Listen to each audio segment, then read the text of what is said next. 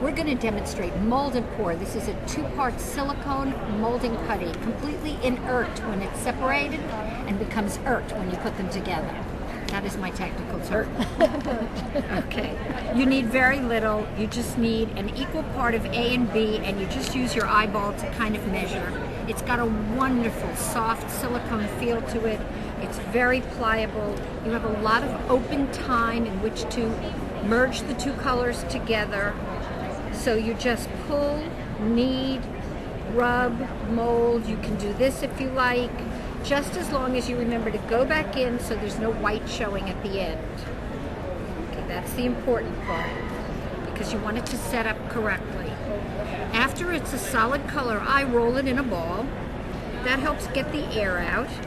Then I take whatever object I want to mold. This was a porcelain face I bought at a bead store, paid a lot of money for. I'm just going to press it into my mold and pour, build a tiny little wall around it, and leave it for 5 minutes. This mold will set up. The warmer the environment, the faster it sets. So in a nice warm room like we're in today at CHA, 5 minutes probably at the most. And when it's done, you will have a silicone rubber mold that is permanent. It can never be changed, but it will always be flexible like the inside of a rubber ball, but hard. So, out of this mold, if you dedicate it to crafting and you're using it for paper clay or polymer clay or ultra thick embossing enamel, that's great. If you want to use it to make little candles or soaps, you can do that. If you want to use it for food, it has to be dedicated for that and never used for craft. The mold and pour mold, I just want to point out, you'll know when it's done because when you go to press your fingernail in the back, if this happens, it's not quite ready. You're waiting for it to be completely hard to your fingernail and completely pliable, and then you'll know. So it can sit for a very long time. Nothing will happen to it. Just as long as when you come back, it doesn't see your fingernails anymore.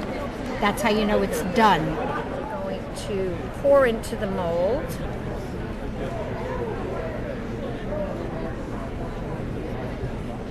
And you just fill the cavity, and then the ultra thick needs to set up.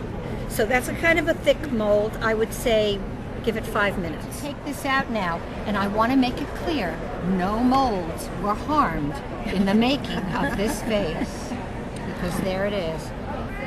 He's a little funky looking, but he's cool.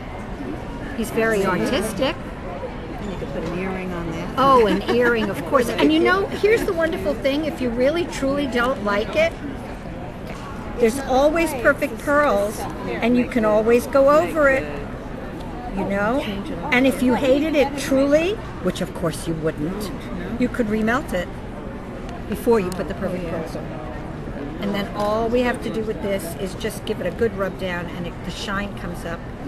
And look, it's a whole changed piece.